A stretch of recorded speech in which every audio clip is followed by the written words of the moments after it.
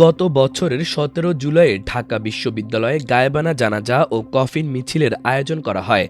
আগের দিন ফ্যাসিস্ট হাসিনার বিভিন্ন বাহিনীর গুলিতে ৬ জন শহীদ হন। তাদেরই প্রতীকী গায়েবানা জানাজা ও পরে কফিন মিছিলের আয়োজন করেন ঢাকা বিশ্ববিদ্যালয়ের শিক্ষার্থীরা। সেদিন চারদিকে হাসিনার আইনশৃঙ্খলা বাহিনী এবং তার আওয়ামী লীগ ও এর বিভিন্ন অঙ্গ সংগঠনের সন্ত্রাসীদের চোখ ফাঁকি দিয়ে কিভাবে ৬টি কফিন সংগ্রহ ও তা ক্যাম্পাসে প্রবেশ করানো হয়েছিল সেই ইতিহাস তুলে ধরেছেন আব্দুল কাদের, জায়েদুল হক, এস এম ফরহাদ, সাদিক কায়েম। ২৪-এর ১৭ জুলাই কোটা সংস্কার আন্দোলনে নিহতদের মাগফিরাত কামনায় এই দিনে রাজধানীসহ দেশের বিভিন্ন স্থানে পুলিশের বাধা অতিক্রম করে গায়েবানা জানাজার নামাজ আদায় করেন কোটা সংস্কার আন্দোলনকারীরা। পরে তারা কফিন মিছিল করেন। ১৬ জুলাই ৬ জন নিহতের ঘটনায় ১৭ জুলাই ঢাকা বিশ্ববিদ্যালয়ের রাজু ভাস্কর্যের পাদদেশে গায়েবানা জানাজার কর্মসূচি দিল পুলিশের বাধার কারণে তা করতে পারেননি আন্দোলনকারীরা। পরে তারা উপাচার্যের বাসভবনের সামনে গায়েবানা জানাজার নামাজ আদায় করেন।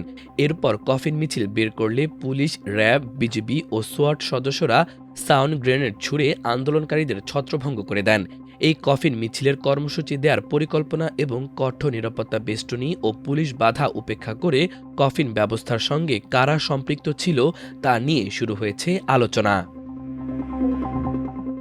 খোঁজ নিয়ে জানা যায়, আলোচনার সূত্রপাত বাংলাদেশ গণতান্ত্রিক ছাত্র সংসদ ঢাবি শাখার আহ্বায়ক ও বৈষম্য বিরোধী ছাত্র আন্দোলনের সাবেক কেন্দ্রীয় সমন্বয়ক আব্দুল কাদেরের দেওয়া ফেসবুক পোস্ট থেকে। আব্দুল কাদের সেই কফিন মিছিলের স্মৃতিচারণ করে তার ফেসবুকে পোস্টটিতে সেদিনের ঘটনা তুলে ধরেছেন। এতে তিনি দাবি করেছেন, কফিন ব্যবস্থা করার দায়িত্বে তারা ছিল, কিন্তু তার এ বর্ণনায় কিছুটা ভিন্নমত পোষণ ও তথ্যগত ভিন্নতা তুলে ধরেছেন ঢাবি শিবিরের তৎকালীন ছাত্র আন্দোলন বিষয়ক সম্পাদক জাহেদুল হক, বর্তমান সভাপতি এস এম ফরহাদ, সাবেক সভাপতি আবু সাদিক কায়েম।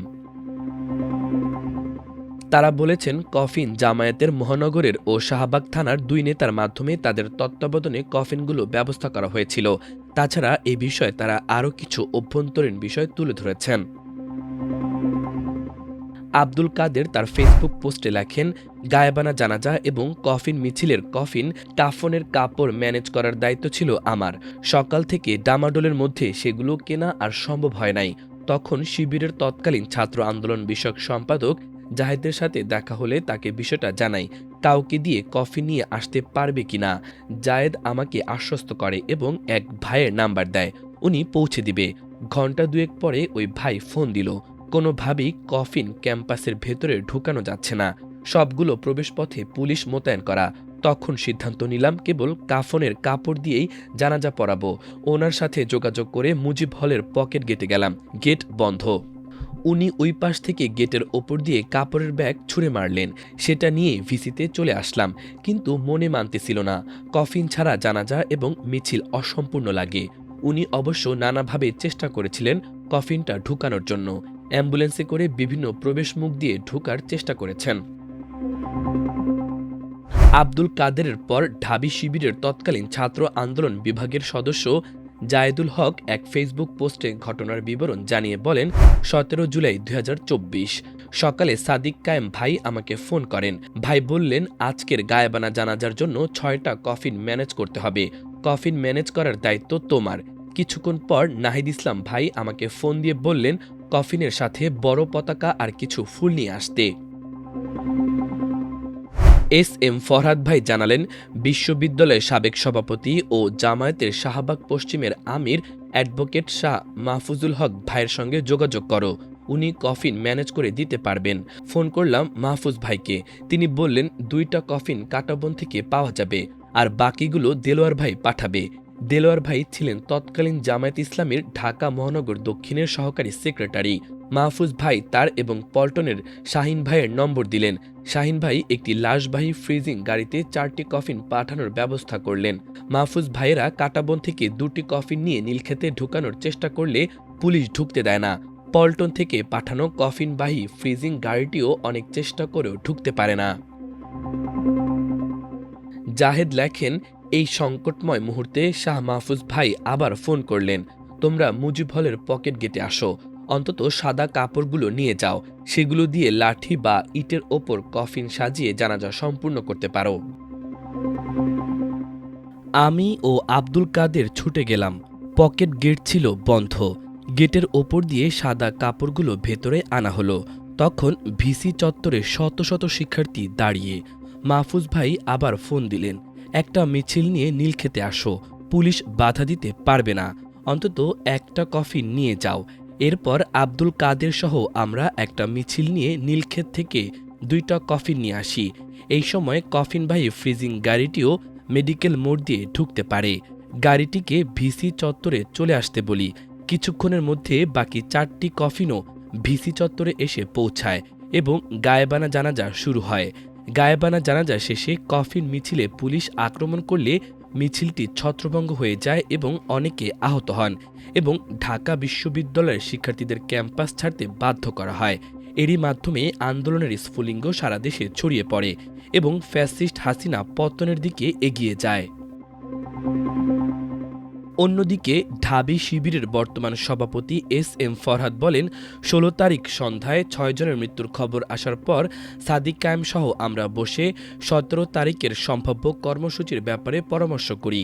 আমাদের দিক থেকে কর্মসূচি হিসেবে চিন্তা করা হয় গায়েবানা জানাজা ও কফিন মিছিল।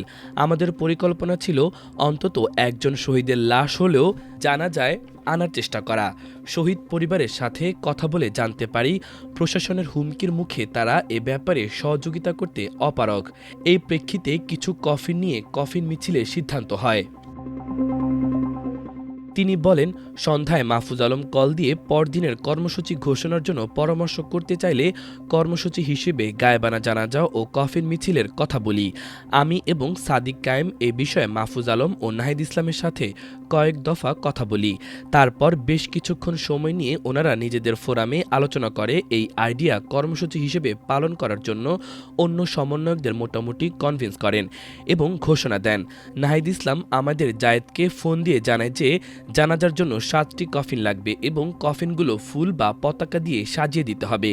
মাহফুজ ভাইয়ের সাথে রাতে ও পরদিন সকালে কয়েকবার কফিন সংক্রান্ত বিষয়ে আলোচনা হয়। ফরহাদ আরও বলেন, আমাদেরকে কফিন ক্রয়ের ব্যাপারে সহযোগিতা করেন ছাত্র শিবিরের সাবেক কেন্দ্রীয় সভাপতি দেলোয়ার ভাই এবং জামায়াতের শাহবাগ থানার আমির, ছাত্র শিবির ঢাবি শাখার সাবেক সভাপতি শাহ মাহফুজুল হক। ওনারা মোট 6টি কফিন কিনেন। চারদিকে পুলিশ ও ছাত্রলীগের বাধার মুখেও আরেকটি টিম কফিনগুলো ক্যাম্পাসের ভিতরে কয়েক দফে অ্যাম্বুলেন্স বহন করে প্রবেশ করায়। এদিকে কফিন আনার সময় ভুলবশত একই গাড়িতে পতাকা আনা হয়নি। পরে তানভীর ভাই মুজিব হলের পকেট গেটের ওয়ালের ওপর দিয়ে সাদা কাপড় ও পতাকাগুলো আমাদের টিমের কাছে পৌঁছে দেয়। জানাজার নামাজের পর মিছিল রাজু ভাস্কর্যের দিকে গেলে IML এর সামনে পুলিশ উপস্থিত আন্দোলনকারীদের ওপর টিয়ারশেল ও কাঁদানে গ্যাস নিক্ষেপ করে। ছত্রভঙ্গ হয় সেই দিনের মিছিল। আহত হয় অনেক শিক্ষার্থী। এদিকে কফিন মিছিল আয়োজনে বিশেষ ভূমিকা রাখেন ছাত্র শিবিরের কেন্দ্রীয় প্রকাশনা সম্পাদক ও ঢাকা বিশ্ববিদ্যালয় শাখার সাবেক সভাপতি আবু সাদিক কায়েম। বৃহস্পতিবার নিজের ভেরিফাইড ফেসবুক পেজে এক পোস্টে সেই দিন তার সঙ্গে ঘটে যাওয়া দৃশ্যপট তুলে ধরেছেন এই শিবির নেতা। স্মৃতিচারণ করে আবু সাদিক কায়েম বলেন, ঢাবি শিবিরের ছাত্র আন্দোলন বিভাগের সদস্য জায়েদুল হক, জায়েদ নামে ডাকি ওকে।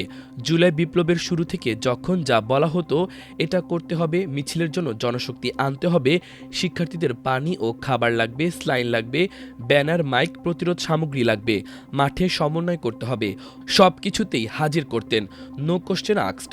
জায়েদুল হকের ম্যানেজিং ক্যাপাসিটি, কৌশল ও সাহসিকতা সবকিছুর নজরানা আমরা পুরো জুলাই বিপ্লব জুড়ে পেয়েছি। পোস্টে তিনি লেখেন, 24-এর 17 জুলাই বিপ্লবী শহীদদের জন্য সর্বসম্মতিক্রমে গায়েবানা জানাজা ও কফিন মিছিলের সিদ্ধান্ত হয়।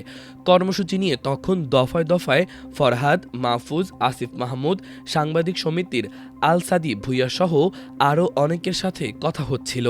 ক্যাম্পাসে তখন খুনি হাসিনার যৌথ বাহিনী পুলিশ ঘিরে রেখেছিল এবং আক্রমণের প্রস্তুতি নিচ্ছিল। তিনি লেখেন, জায়েদকে বললাম 6টা কফিন লাগবে, ফরহাদ ভাইয়ের সাথে কথা বলে সমন্বয় করো।